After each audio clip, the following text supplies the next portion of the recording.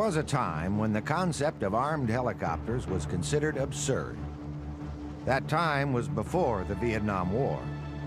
This is the story of how men and machinery adapted to the peculiar needs of unconventional warfare to produce a most unusual and deadly weapon system, the helicopter gunship.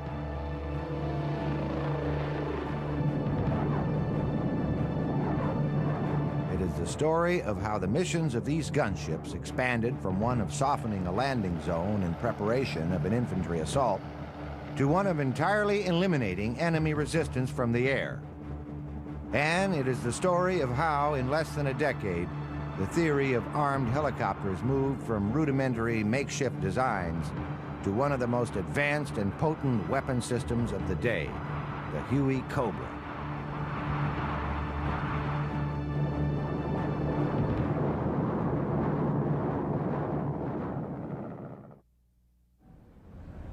In December of 1961, the U.S. began deploying its first Army aviation units to South Vietnam. These units were sent to bolster South Vietnamese forces who were struggling to combat a communist war of insurgency mounted by Viet Cong guerrillas. The flight crews of these early forces were equipped with dozens of Piasecki H-21 Shawnee transport helicopters, also known as workhorses. Their mission was to ferry South Vietnamese troops into battle. The idea was to offset the guerrillas' ability to exploit the jungle environment with great skill, to freely wage a widespread campaign of terror in remote, difficult terrain by rapidly inserting troops into areas of recent Viet Cong activity. This relatively new approach to battle seemed promising. However, the Viet Cong quickly realized that the large, slow-moving, and unarmed transports were extremely vulnerable to ground fire. The downing of several Shawnees rapidly led to the employment of fighter escorts for the transports. However, the mismatch in airspeed often left the vulnerable transport crews uncovered at the worst possible moments of an operation.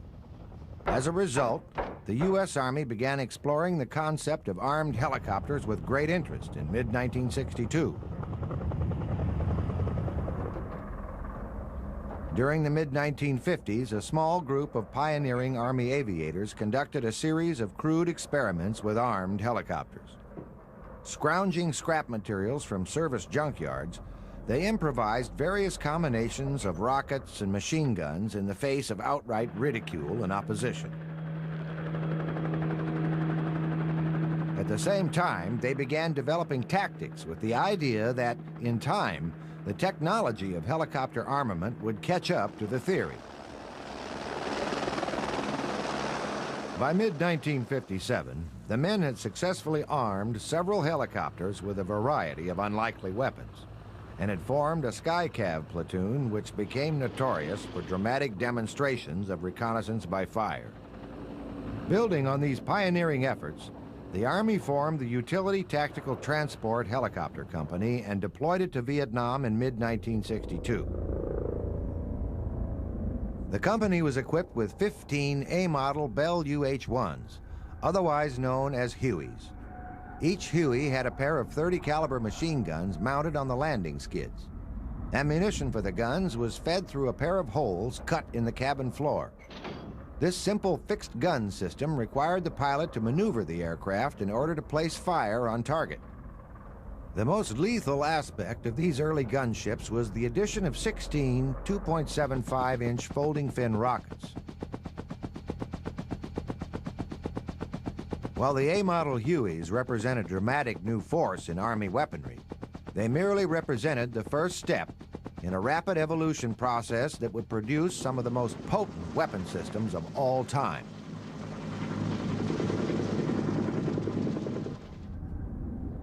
In less than 6 months, the UTT began receiving more powerful B-model Hueys. The most dramatic modification to these new gunships was the addition of a factory-installed M60 flex gun system.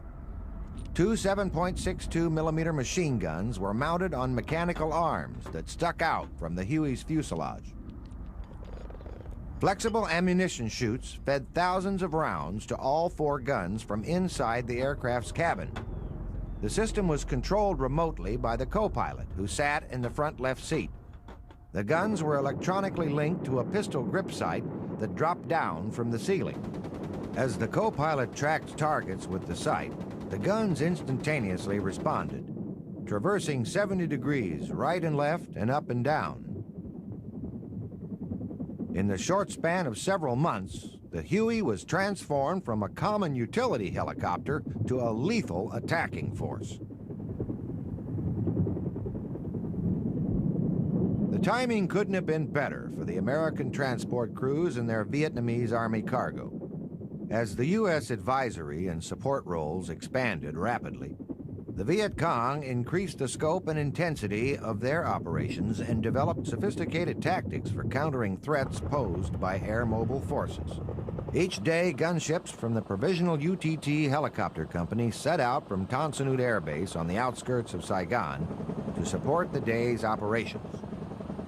Throughout the day, the teams would join up with transportation companies throughout the country as they prepared for an airborne assault. The test unit had a dual mission during these early operations.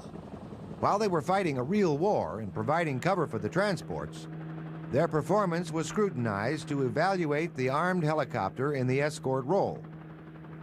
While not clearly defined, gunship crews quickly realized that the escort mission broke down into 3 critical phases.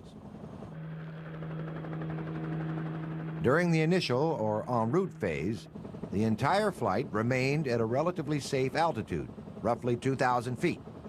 If enemy ground fire was spotted, the gunships could break off from the formation to attack. However, the heavily laden gunships could rarely overtake the air mobile force once they broke off. During the approach phase, a reconnaissance element of 2 to 4 armed helicopters preceded the flight by 1 to 5 minutes to evaluate the situation up ahead. The remaining escorts usually flanked the transports in a trail formation. If additional armed ships were available, they flew behind the transports to engage any enemy threats directly under the flight.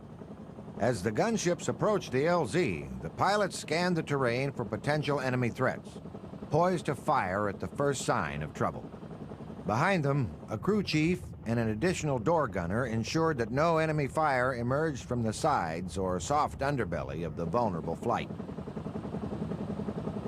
Initially, gunship crews were restricted from firing unless the flight had clearly been fired upon. While the restriction was intended to prevent accidental civilian casualties, it also posed an enormous threat for the airborne force. The Viet Cong often waited until the vulnerable lift ships were actually in the LZ before opening fire. By February of 1963, the rules had been modified to allow for fire when an enemy threat had clearly been identified.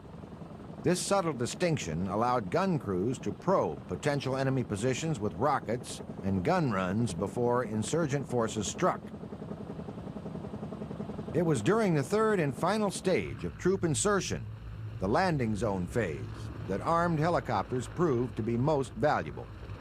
Once on the ground, the transport crews became sitting ducks. Difficult terrain frequently slowed the disembarking of troops. In the Delta, water was often chest deep, and the ships had to hover with their skids just beneath the water. The ground troops had to concentrate on getting out of the choppers and into safer positions around the LZ. Enemy gunners could tear into the entire force at any moment. Throughout the critical moments in the LZ, the crews of the armed helicopters circled the area, anxiously monitoring radio traffic and scanning the tree lines for signs of trouble. Frequently, the transports would report taking enemy fire before the gunship crews could see it. Once a Viet Cong gun position was pinpointed, the gunships immediately rolled in to lay down suppressive fire.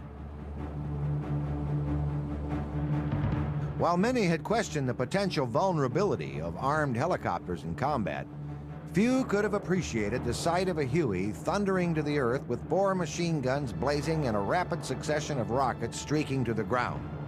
The armed helicopters of the UTT proved to be highly effective in reducing both the amount and accuracy of enemy fire placed on transports.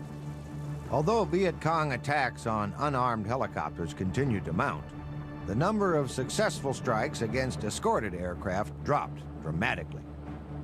Throughout the early 1960s, U.S. air mobile assistance to South Vietnam continued to expand and became a key factor in the government's ability to combat communist insurgency. The advent of the armed helicopter came to play a critical role in the success of these early air mobile operations. However, by mid-1965, despite a large commitment of U.S. air mobile resources, the situation in South Vietnam continued to deteriorate.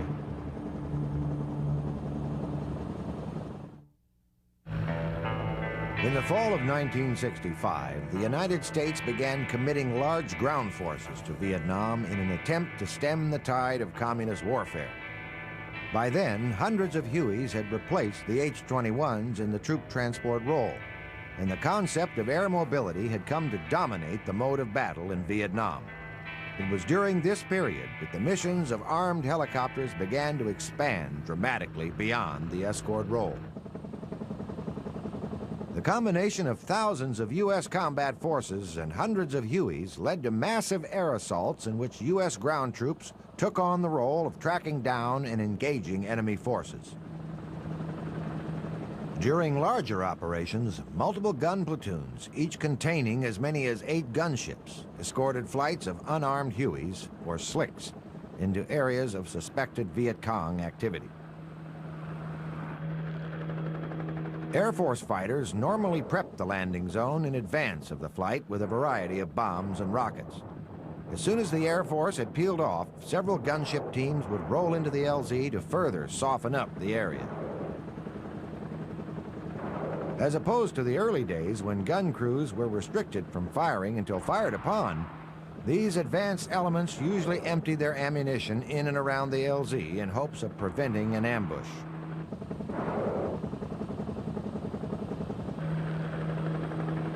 As the slicks came into land, additional gunship teams circled in racetrack patterns on both sides of the flight to ensure that the vulnerable transports were not assaulted while in the LZ.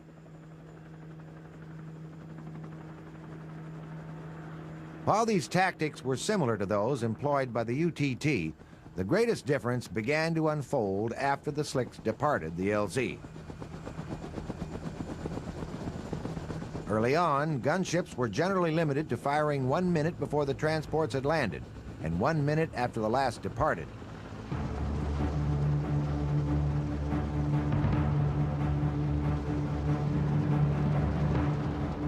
Initially, fire support for troops on the ground was to be provided by less vulnerable fighter aircraft.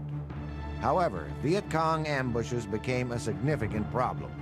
Many units were locked in bitter firefights from the moment they dispersed into the LZ. As a result, additional gunship teams generally remained on station to provide close support.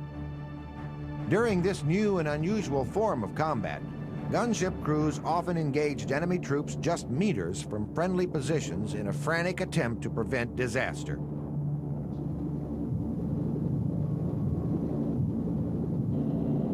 Say if we're really involved, you might be taking fire, or the person or people that you were supporting might be taking fire.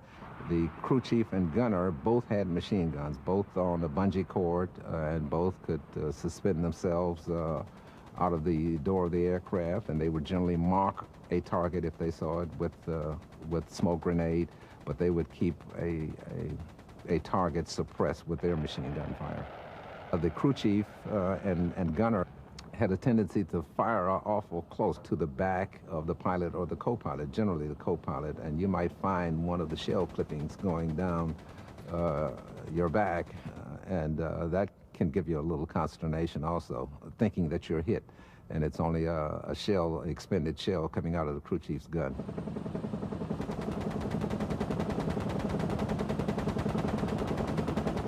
The extremely close range of suppressive fire from gunships often meant the difference between life and death for entire platoons.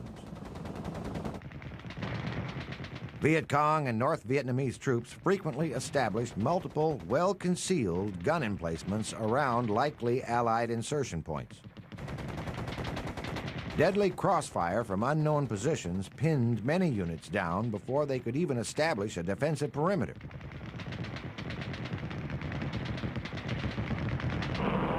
During these desperate situations, multiple teams of armed helicopters took turns making firing passes to maintain pressure on enemy gunners. Normally, as one crew rolled in, another followed slightly behind and above to put suppressive fire beneath the lead ship as it broke away from the target. Enemy gunners quickly realized that once a gunship made its break, it had little capability to defend against fire from below or behind. Though the heavily laden gunships were not especially maneuverable, many pilots developed risky but effective tactics to avoid lethal ground fire. Our biggest deterrent, not to get shot, I guess, was to fly low. In other words, you put your skids in the trees. And when you did that, you were there and gone so quickly that it was hard to draw a bead on you and shoot you. The most dangerous altitude was somewhere around 2,000 feet, because now you're in view of everything, but you're still within small arms range. So we flew all the time, just just right over the treetops. I mean, right in the treetops sometimes. It wasn't unusual to come out and pick branches out of your skids. You were that low.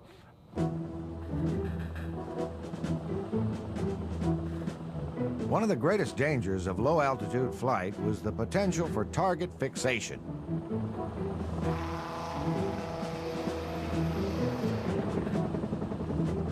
Some pilots became so focused on the urgency of placing fire accurately that they lost track of altitude and ground obstacles and ran into trees or even straight into the ground during firing runs.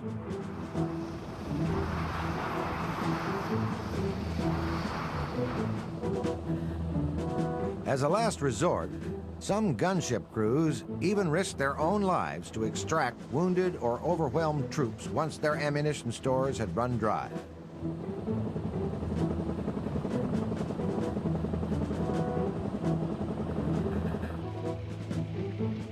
The unique ability of gunships to provide close support rapidly expanded to include assistance for conventional ground units. Allied forces patrolling for Viet Cong and North Vietnamese troops never knew when they would stumble into a major firefight. When heavy contact was made, ground units increasingly counted on available gunships to provide suppressive fire and to bolster the ground assault. The gunships essentially became an extension of, and even replaced, tube artillery support. Fire was generally controlled in the same manner as ground artillery, with a forward observer marking positions with colored smoke and adjusting fire as necessary. We would have a reference. If we didn't have a reference from smoke, then it may be a bend in the river or a certain pine tree in the middle of a field to the left 500 yards or whatever it is. But we use whatever was available as a reference point, and from the reference point, then you try to identify where the enemy was, and then you would attack that position. Providing close support for troops in contact was one of the most challenging missions for gunship crews. Ground forces were often located in mountainous terrain and were concealed by dense jungle foliage. To make matters worse, spontaneous firefights often took place at extremely close range.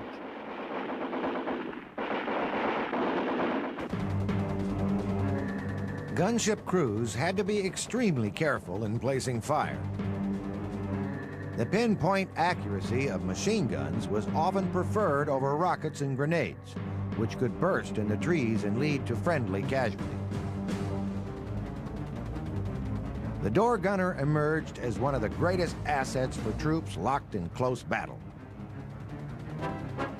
When rockets were employed, many pilots tried to approach in as steep a dive as the Huey would allow to prevent rounds from scattering throughout the area.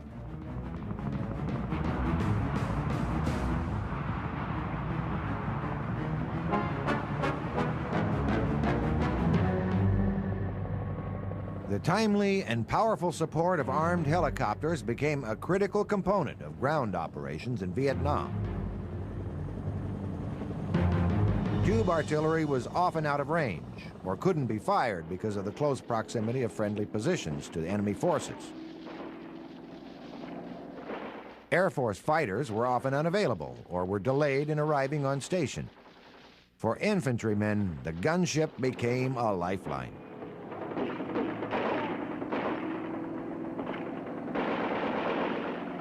The ground troops were really appreciative, and it could not have been a better rapport than they had with the armed helicopter platoons and with aviation in general, because they realized that so many times an armed gunship, if they were under attack, maybe the only thing could get to them to hopefully suppress the enemy guns that were firing on them.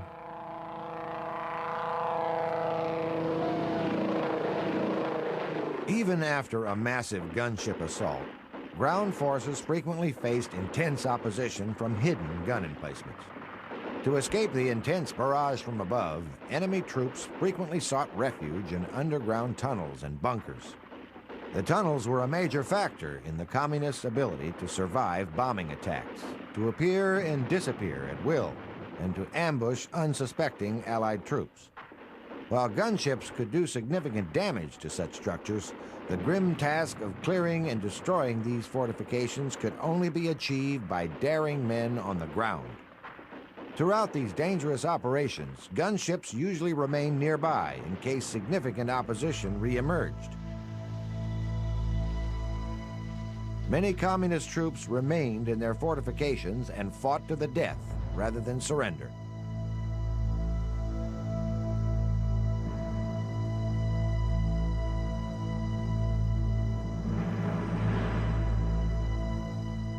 Perhaps the most unusual but potent armed helicopters developed during the Vietnam War were a series of armed CH-47 Chinooks, known as go-go birds.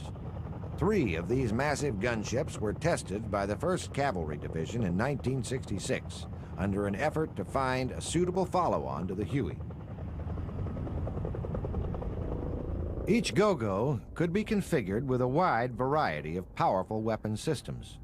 The primary armament consisted of a 40mm grenade launcher located in a turret under the nose, a pair of 20mm cannon mounted on stub wings, and either 2 19-shot rocket pods or 2 miniguns that could fire up to 3,000 rounds a minute. 5 crew-served 50-caliber machine guns were also positioned throughout the aircraft.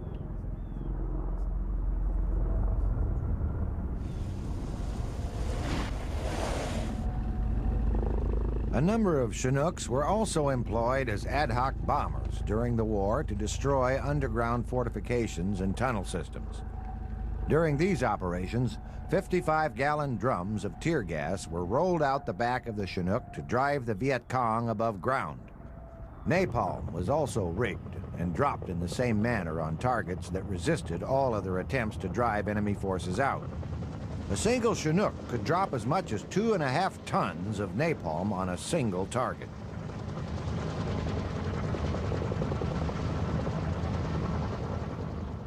The go-go bird, however, generally performed more traditional close support missions for troops in contact. While far from graceful or maneuverable, they had a tremendous morale effect on the infantry, who often specifically called for go-go gun support. From the infantryman's point of view, when a go-go appeared, enemy forces quickly disappeared. Crews of these aircraft performed incredibly heroic missions to prove the gunship's worth in combat.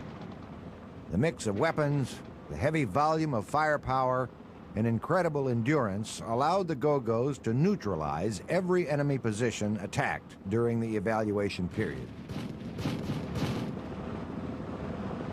Ultimately, the program was canceled because Chinooks were desperately needed for air transport, and because a new, purpose-built attack helicopter was on its way to Vietnam. While the concept of these super gunships would be debated for years, few infantrymen who received support from the go-go bird would ever forget it.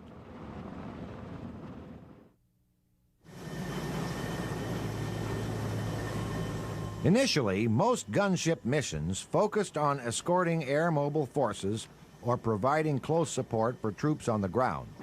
However, as the war progressed, a wide variety of reconnaissance, security, and attack missions evolved in response to widespread Viet Cong threats throughout South Vietnam.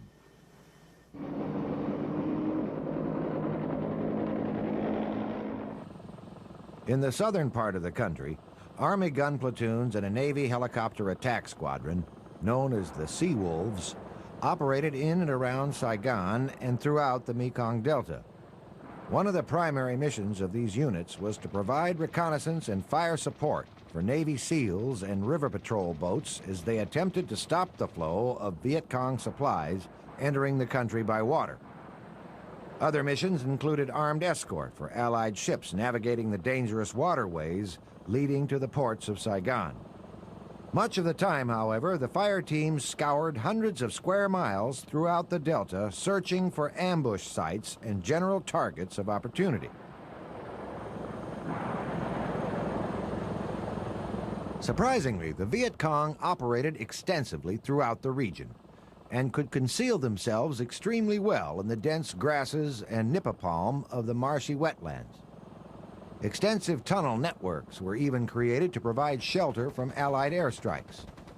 Gunships were especially prone to ground fire in these flat, open areas. Many crewmen were shot in the legs or even up through the seat as they made low firing runs. The unrestricted visibility and potent accuracy of door gunners was critical to defense against enemy ground fire. The Viet Cong, who generally associated all gunships with the original utility tactical transport company, despised the powerful gunships and often tried to lure them into deadly traps. On several occasions, the Viet Cong would come up on our frequencies and say, American UTT, we see you. Here's where we are. Come see if you can get us. Or sometimes not tell us who they were, but saying they were a Vietnamese compound in distress and needed help. And would you come to these coordinates? We were always very leery because if we responded, they usually had 50s or some type of air defense gun set up in those areas. While various configurations of armed Hueys were effectively used in a variety of missions throughout the war, one particular breed of gunship stood apart from all the rest. The gunships of the Aerial Rocket Artillery, more commonly known as the ARA. Most gunships primarily provided light fire support rather than artillery-type force. The ARA, by contrast, was organized and employed as artillery. Each gunship carried a devastating load of 48 rockets. To the troops on the ground, this potent configuration was known as the Hog. ARA support was frequently called in by forward artillery observers when ground-based artillery proved insufficient for the task at hand. This innovative force provided ground units with an incredible capability to quickly and accurately place tremendous firepower on enemy positions. When you have a regular gunship, you're limited to your rocket, your 2.75s. You only have 14 of them. When you bring your Hog in, you're really going to do some damage to somebody with 48 rockets. And so it's sort of like if you got an emplacement or if you got something heavy that you want to tear up, in that sense, you bring a Hog in. Because ARA gunships generally served as an extension of a ground artillery force, the fire teams received all of their directions from the forward ground observer. The crews normally were in 2-minute alert status. As the crews expended their rockets, they would return to base, hot rearm, and begin the cycle again. In this manner, a continuous barrage of artillery could remain on target for as long as needed. In the Delta, ARA crews were often sent in to destroy well-hidden enemy bunker complexes. The structures were fortified with layers of mud and logs and were virtually impervious to standoff attacks. The Hogs, however, could dive in extremely close to these fortifications and rapidly place dozens of rockets with pinpoint accuracy. All gunship crews had to be extremely careful when firing rockets at low level. Mud from the blasts could easily knock out the Huey's windshield or chin bubble. Or worse, flying debris could damage the rotors and bring the entire crew down. The creation of an aerial artillery force proved to be one of the most significant tactical developments of the war. The ability of these crews to get extremely close to forward positions and to actually see and respond to the situation on the ground helped to offset communist guerrilla tactics and save the lives of countless Allied infantrymen. Initially, the opportunity to fly heavily armed choppers was an intense and thrilling adventure for most gunship pilots. Some pilots were fresh out of flight school, had spent up to 9 months in training, and were elated to be practicing their new profession, even if it was in Vietnam. However, in time, the strains of combat flying often began to affect even the most enthusiastic aviators. Once you were in country and flying for a little while, you began to feel the war. You see your buddies die, you see aircraft shot down, you receive bullets yourself, not to your body, but to the aircraft. And you're wondering about these mixed emotions. Here I am enjoying what I'm doing, and I'm in a war. And that's not natural in that sense. And so it gives you a lot of time to search your soul.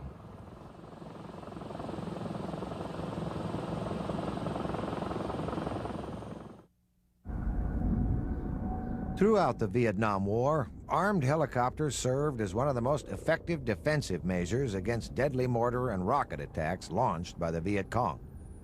Some of the most notable fire support was provided by the famed Razorback gun platoon, which served as the palace guards for the capital city of Saigon.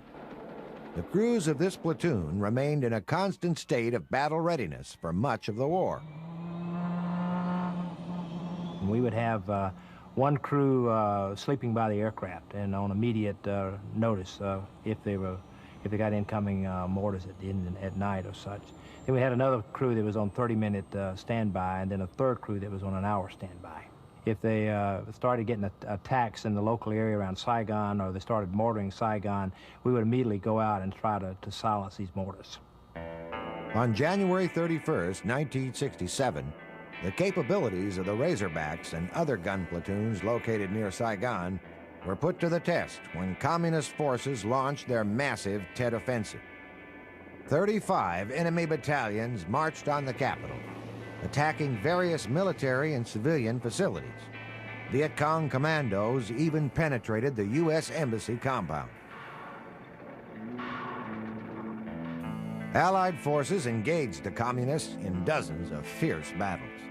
Firefights erupted along numerous streets and alleyways.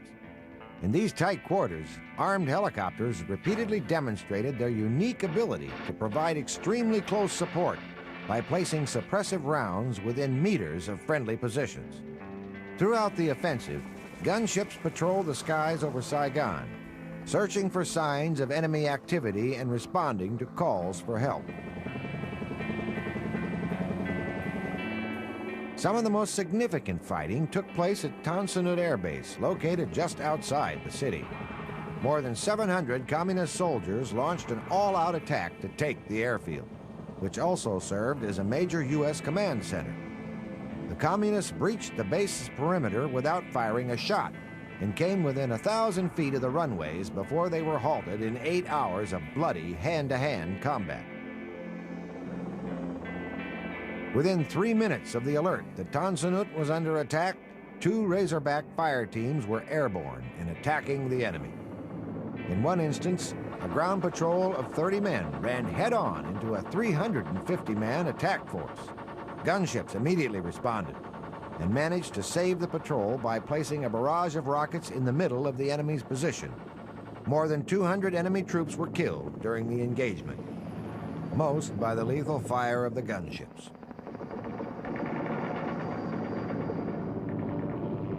The quick reaction of the armed helicopters undoubtedly saved Tan Son Nhut from serious danger of being overrun. During the initial hours of the attack, the gunships were the only aircraft that could get airborne. While the scope of the Tet Offensive was shocking, it actually amounted to a large-scale military defeat for the Communists. the Viet Cong and the North Vietnamese Army lost some 45,000 men in battles across the country. Gunship crews repeatedly played a major role in the communist defeat and prevented countless civilian and military casualties in the process.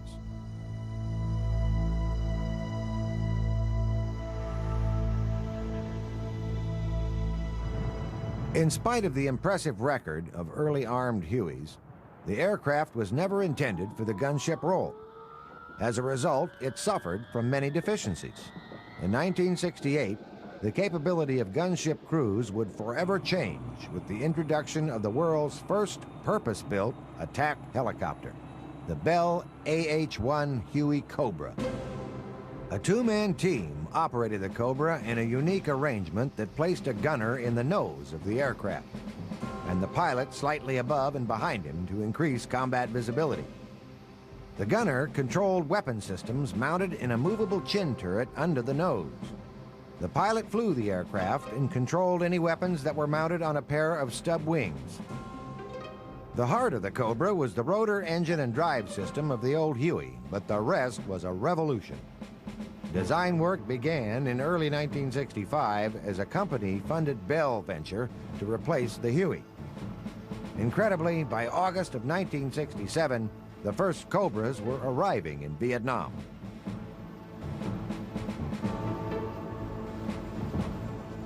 These powerful attack birds carried up to 52 rockets in side-mounted pods and could be armed with various configurations of miniguns, 40mm grenade launchers, and even 20mm cannons. The Cobra's most significant advantages were realized in the original mission of armed helicopters, providing escort support for air mobile operations. Heavily laden Huey gunships struggled to keep pace with the lighter, unarmed slicks. The Cobras, however, could literally fly circles around troop transports. They had a cruising speed of 160 miles per hour compared to 90 for the older Hueys. Such speed allowed Cobra crews a tremendous amount of flexibility in conducting reconnaissance and responding to enemy threats during an insertion. This, in turn, resulted in greater security for the entire force.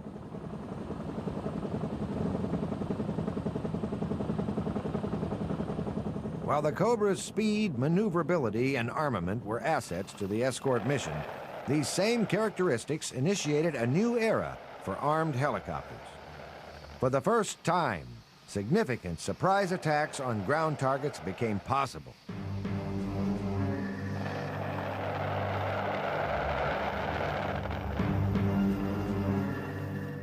To American forces, the Cobra became known as the Snake. With the Viet Cong, it was the Whispering Death. Diving in from altitude, the Cobra could reach speeds in excess of 200 miles an hour. Such speed, combined with the fact that the fuselage was only 36 inches wide, precluded enemy forces from even seeing incoming attacks, let alone defending against them. Enemy forces quickly learned that firing on a Cobra merely exposed one's position and generally resulted in a devastating barrage of machine gun and rocket fire.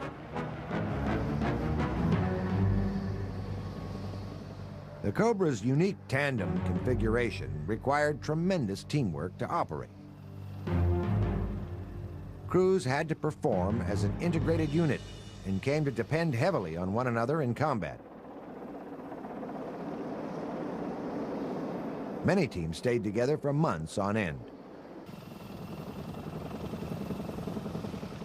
Crews generally, and fire teams generally want to stay together for some period of time because you get used to working with each other, and you can anticipate what your other crew is going to do, or what the man in your cockpit is going to do. And it's especially important if you get into, say, an unexpected situation. You start taking fire from a certain direction. You know who's supposed to do what, who's going to go in after the guy, who's going to come around and cover, or whether you're both going to engage the target at the same time. If necessary, the crew of a single Cobra could engage multiple targets simultaneously. Such teamwork was an important aspect of day combat missions, but it became absolutely imperative at night. Cobra teams frequently flew at night to deny the guerrillas the ability to freely operate under cover of darkness. One of the more unusual missions involved support for Firefly operations. Fireflies were Hueys that had been modified to carry a set of C-123 landing lights in the door. During a typical mission, a Firefly would set out for a likely area of enemy activity. Once a Cobra or other fire support arrived on station, the Firefly began illuminating the terrain below with the searchlights. If a target was identified, the Firefly tried to fix the enemy with light until a Cobra could roll in to fire. Night missions were generally hazardous for all helicopter crews, but low-level firing runs at night were perhaps the most dangerous missions of all. At night there, we have a problem with target fixation. The man in the back could go into a run and start, say, shooting, and you get so fixated on the target, you lose sense of where you actually are, what altitude, what speed, and everything else. So the front seater also has to pay attention to the altitude, and if he thinks something is going wrong, either talk to the man, or if he doesn't have time to talk, just get on the controls and start an immediate pull-out. And one night, I had to pull out of a dive at night, and we went through the treetops. You could hear them snapping, cracking, banging as we pulled out. Many crews were unable to recover from target fixation and were lost as they crashed into trees or steep hillsides. However, night illumination and strike missions proved to be extremely effective and a good tactic for taking back the night from communist guerrillas. As a result, many more night observation systems were tested and employed in conjunction with gunship crews throughout the war.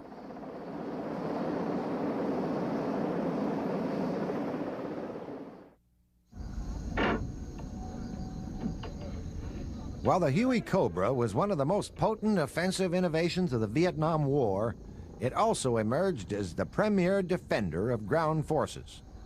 During the later stages of the conflict, numerous fire bases and other remote compounds became the target of massive communist assaults. When this occurred, the rapid response of Cobra fire teams was often the only thing that prevented friendly positions from being overrun. In some instances, fire teams continually rotated in every 5 to 10 minutes over a 24-hour period just to allow enough time for Allied troops to be extracted from the area. The one thing that fire teams feared most was having a position overrun while they were trying to defend it. The crews could usually see the men on the ground. In some units, they even knew who they were. The temptation to immediately unleash the full fury of the Cobra was hard to resist. Initially, you really want to help the troops on the ground because that's your job. But you have to restrain yourself, and you have to find out exactly where they are. And when he starts adjusting you in close, he may give you a big jump. You just take a little one, and you just you gradually work yourself in because you don't want to hit the troops on the ground. Cobra fire teams carried a variety of weapon systems and had to carefully evaluate the situation on the ground before making a selection and firing. The Cobra was a much more stable and accurate firing platform than the old Huey gunships. Both crew members also had excellent visibility, which allowed them to place fire at incredibly close range.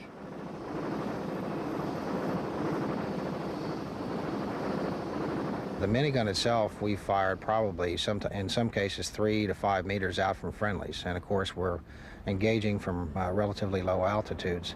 The 40 millimeter had a little bit bigger bursting radius, and you also could get tree bursts, so you had to use that a little bit further out. The rockets themselves had even a larger bursting radius. Even though we did fire within 5 to 10 meters of friendlies at some time, we had to be careful, and we had to usually warn the ground troops. And when they called us in that close, they didn't care about getting a little shrapnel over their head because they were in a bind, and they needed as much very close support as they could. The close support provided by Cobra fire teams was often the decisive factor in driving back enemy assaults and prevented countless Allied casualties.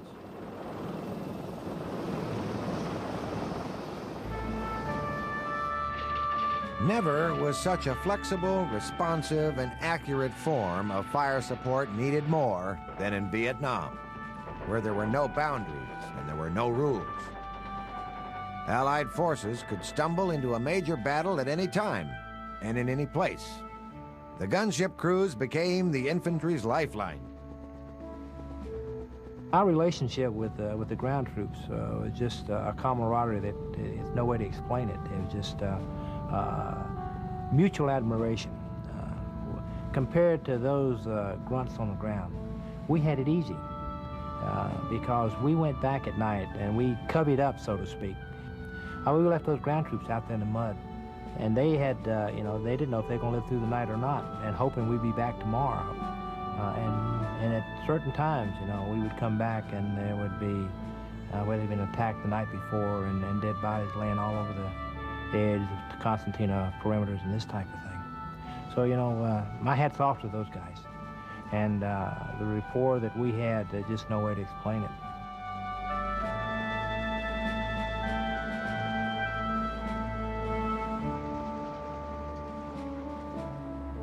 Throughout the Vietnam War, gunship crews fought hard to defend their comrades, and indeed all of South Vietnam, against communist aggression. Their revolutionary capabilities emerged at a critical time in a war that demanded new and innovative approaches to combat.